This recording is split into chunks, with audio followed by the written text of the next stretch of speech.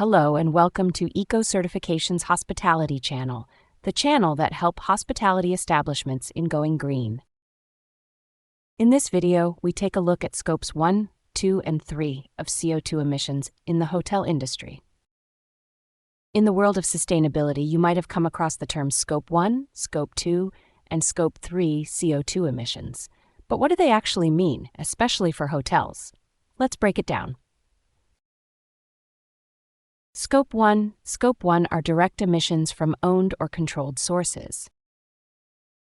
For a hotel, this includes mainly burning fuel or gas for heating, cooking, or on-site laundry. It also includes emissions from hotel-owned vehicles, as well as leaks from air conditioning or refrigeration systems.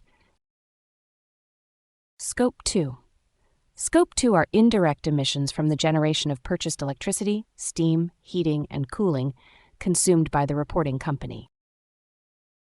In a hotel setting, this encompasses electricity used for lighting, elevators, and other operations, as well as heating and cooling systems powered by external sources. Scope 3 are all other indirect emissions that occur in the value chain of the reporting company, including both upstream and downstream emissions. For hotels, Scope 3 includes first emissions from the production and transportation of purchased goods and services. It also encompasses employee business travel and commuting, as well as waste disposal and treatment, and guest travel to and from the hotel. It's important to note that while Scope 3 emissions are indirect, they often represent the largest portion of a hotel's carbon footprint. For many businesses, Scope 3 emissions can account for up to 70% or more of total emissions. Many hotels focus only on what happens inside the building, but that's just Scope 1 and 2. If you ignore Scope 3, you're missing the big picture.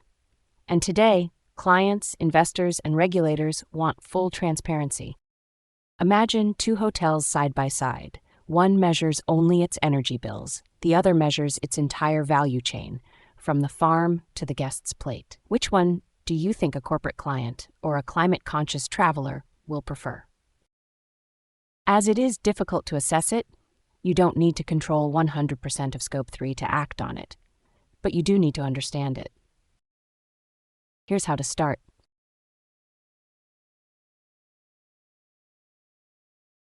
One, map your value chain. List where your services, goods, and guests come from. 2, ask your suppliers for carbon data. You'd be surprised how many already track it. 3, include guest travel in your carbon reporting. It shows transparency and builds trust. 4, choose local over imported. Whether it's food or furniture, fewer kilometers means fewer emissions. 5, engage partners. Even if you outsource laundry or cleaning, you can set climate standards in your contracts. Scopes 1, 2, and 3 aren't just accounting tools. They're a way to understand your hotel's true climate impact. And once you see the full picture, you can start to change it, step by step. Because in hospitality, sustainability is no longer a trend, it's the standard. We hope you have found this clarification of the CO2 emission scopes useful.